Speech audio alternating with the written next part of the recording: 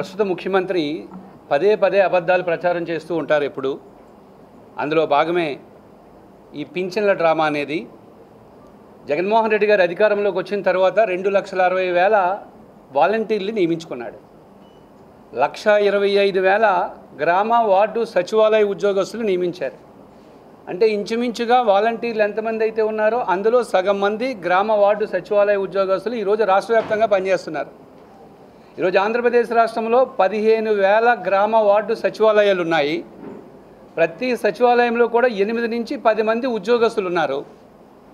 ఈ గణాంకాలు ఎందుకు చెప్తున్నానంటే, ఈరోజు వాలంటీర్లు 1వ తేదీన ఇంటింటికి వెళ్ళి పింఛన్ ఇచ్చేవారు. గతంలో ఎలక్షన్ కమిషన్ అసలు ఎందుకు వాలంటీర్లు నిలిపివేసింది? మొదటి ప్రశ్న. ఎందుకు సచివాలయ ఉద్యోగస్తులు నిలిపివేయలేదు? సచివాలయ ఉద్యోగస్తులు ఏపీపీఎస్సీ ద్వారా సెలెక్ట్ అయ్యి ప్రభుత్వ ఉద్యోగులుగా పనిచేస్తూ తటస్థంగా పనిచేస్తున్నారు. అదే వాలంటీర్లు అయితే ప్రభుత్వ ఖజానా నుంచి జీతాలు తీసుకొని ఓ పక్క పింఛన్లు అందిస్తూ ఇంకో పక్క వైసీపీ పార్టీకి కార్యకర్తల్లాగా పనిచేస్తున్నారు. అంటే ప్రభుత్వ ఖజానా నుంచి డబ్బులు తీసుకొని వైసీపీ పార్టీకి పనిచేయడం మొదటి తప్పు. ఈ విషయాన్ని ఎలక్షన్ కమిషన్ గ్రహించింది. ఎలక్షన్ కమిషన్ గ్రహించడం వల్ల వాలంటీర్ల ద్వారా పింఛన్లు పంపిణీ చేయొద్దని చాలా స్పష్టంగా ఆదేశాలు ఇచ్చింది. ఇది రాష్ట్ర ప్రజలందరికీ తెలుసు. మనసు ఉంటే మార్గం ఉంటుంది, చిత్తశుద్ధి ఉంటే పనిని మనం ఎలాగైనా సరే చెయ్యొచ్చు.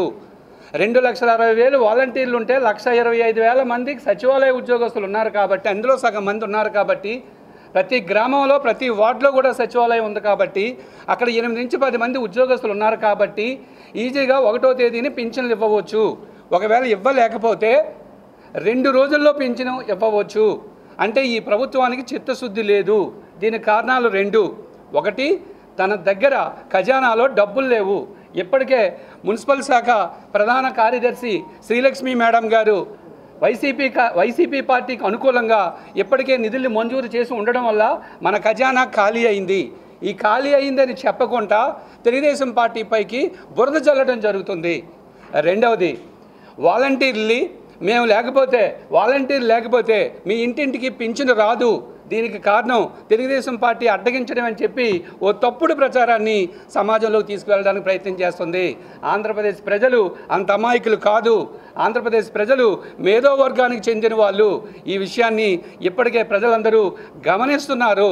రేపు ఎన్నికల్లో సరిగ్గా ఈ వైసీపీకి బుద్ధి చెప్పడానికి సిద్ధంగా ఉన్నారని మేము చెప్తున్నాం. ఈ సందర్భంగా మరొక విషయం చెప్పాలి.